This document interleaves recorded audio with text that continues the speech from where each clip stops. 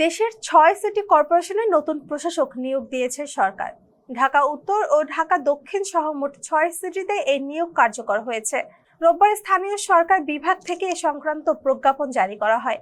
ঢাকা দক্ষিণ সিটি কর্পোরেশনের প্রশাসক হয়েছেন মোহাম্মদ আব্দুল সালাম। ঢাকা উত্তর সিটি কর্পোরেশনের প্রশাসক হিসেবে নিয়োগ পেয়েছেন মোহাম্মদ শফিকুল ইসলাম খান।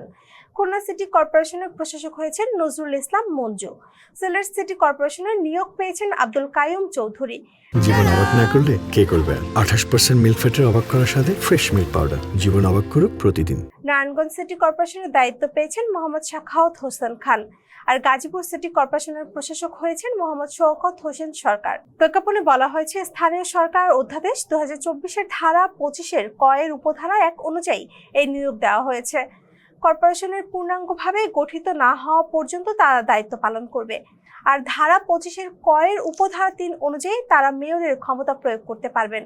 অর্থাৎ প্রশাসকরা মেয়রের দায়িত্বই পালন করবেন। তারা সংশ্লিষ্ট সিটি কর্পোরেশনের দৈনন্দিন কার্যক্রম পরিচালনা করবেন। প্রজ্ঞাপনে আরো বলা হয়েছে, বিধি অনুযায়ী তারা ভাতা পাবেন। সরকারের এই সিদ্ধান্ত সিটি কর্পোরেশনগুলোতে প্রশাসনিক কার্যক্রমে নতুন গতি আসবে বলেই মনে করছেন সংশ্লিষ্টরা। এতক্ষণ সাথে ছিলাম আমি শম্পা আক্তার। ফেস দ্য পিপলের সাথে থাকার জন্য ধন্যবাদ।